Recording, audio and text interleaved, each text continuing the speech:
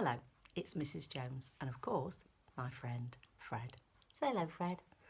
Hello. I think I can see the children, Mrs. Jones. I think I can see a few too. Now then, here we are.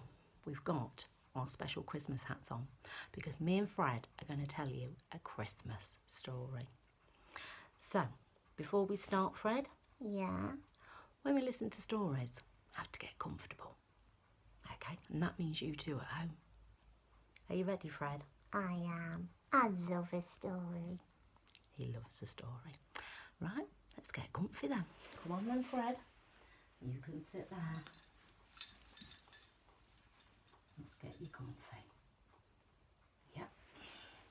Fred's now super comfy, ready for his story. And my story is about some animals, and it's called Mouse's Christmas Wish. And there's my first animal.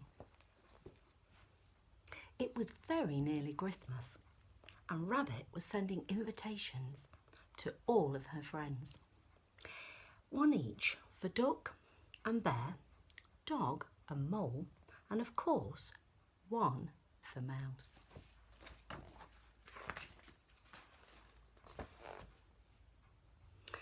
Next morning, in a little house deep in the forest, an invitation arrived, and this is what it said.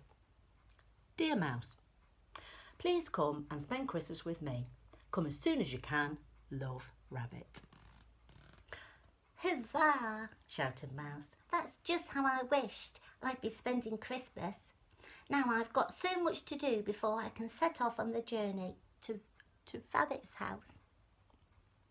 And on the furthest edge of the lake, Bear had also received an invitation. Whoopee! He yelled, I'm on the way. He hurriedly threw some things into a bag and set off. High up, on the top of a big snowy hill, another invitation had arrived. Ha ha! Smiled Dog. Now I can try out my new sledge.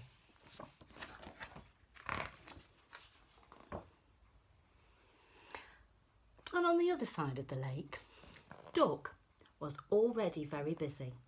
I need to bake a cake. And pudding pies, tarts and sweets. I can't wait to spend Christmas at Rabbit's house.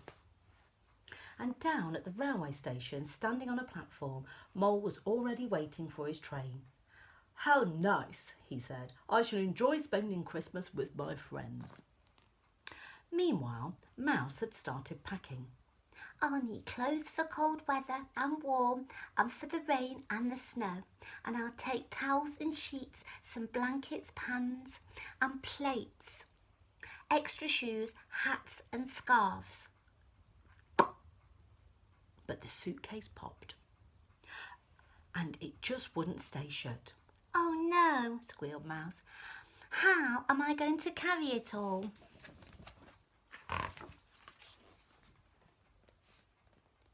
Bear had set out across the lake. He loved to skate and he was very good at it.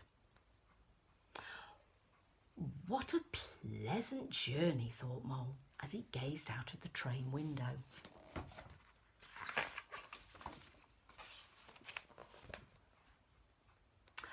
Meanwhile, as Mouse went to wash up the breakfast things, he tripped over his suitcase and went flying. Ow! Crash! Oh no, Mouse squealed, cold tea dripping down from his whiskers. Now I'll have to have a bath before I go. Oh dear, poor Mouse. Now then, Dog tore down the big snowy hill on his sledge, ears flying. Rippy! He cried. And at the bottom, Duck was waiting. At last, she thought, here he is. Hurry up, Dog.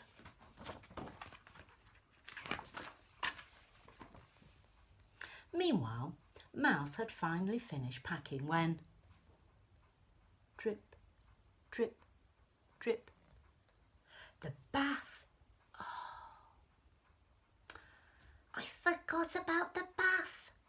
Mouse. There was an awful lot of mopping up to do. Oh dear. Rabbit was busy too, getting everything ready.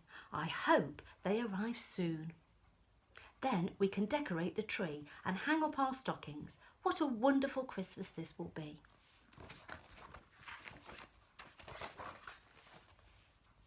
Bear and Dog and Duck and Mole were very nearly there. It wouldn't be long before they all arrived. All except... I wonder who you can guess that will be. Poor Mouse. He had finally set out, but it was snowing so heavily he could hardly move, and it was starting to get dark. He was beginning to feel scared. Oh, I wish I was already at Rabbit's house, he squeaked. Suddenly, a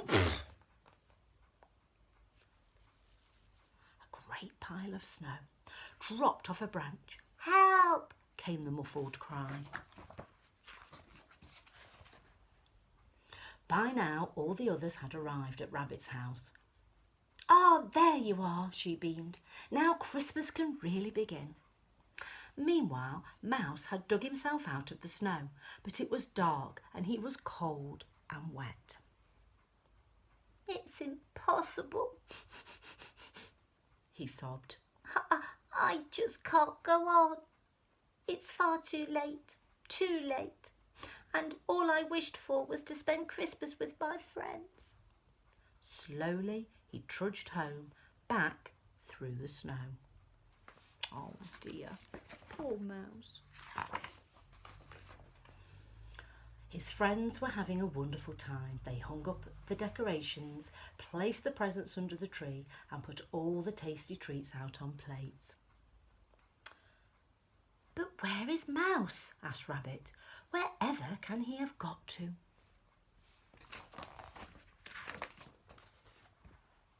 Oh dear, there he is.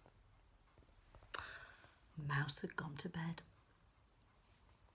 My Christmas wish will never come true now. His tears fell as he pulled the covers over his head. Oh dear. Just then, there was a ring at the door. Ding dong. Oh dear, who can that be? Mouse sniffed. It's too late for the postman, too early for the milkman. Wonder who it is?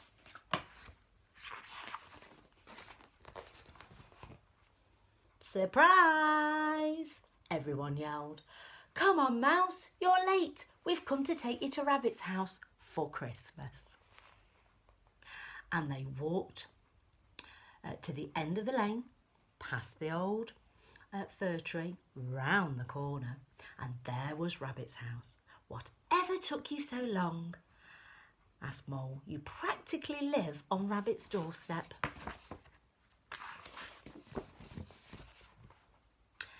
"Now we can really start enjoying Christmas," said Rabbit, and everyone agreed. They sang songs, played games, ate treats and told stories.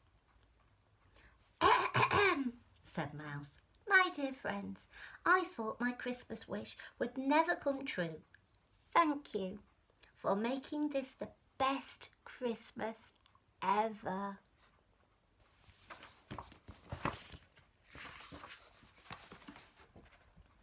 There he is, look. Later that night, Mouse was woken by a magical sound. Oh, look. Can you see who it is? Shooting across the sky was one final visitor everyone wishes to see at Christmas. Ho, ho, ho! Merry Christmas! Happy Christmas, Mouse! The end. Well, Fred, what did you think to that Christmas story? I loved it. You loved it? I was glad there was a happy ending. Me too, Fred. We all need a happy ending at Christmas, don't we? Anyway, I want to make sure that everybody has a lovely Christmas. You all take care and we'll see you all again soon. So, Merry Christmas, everybody. Merry Christmas.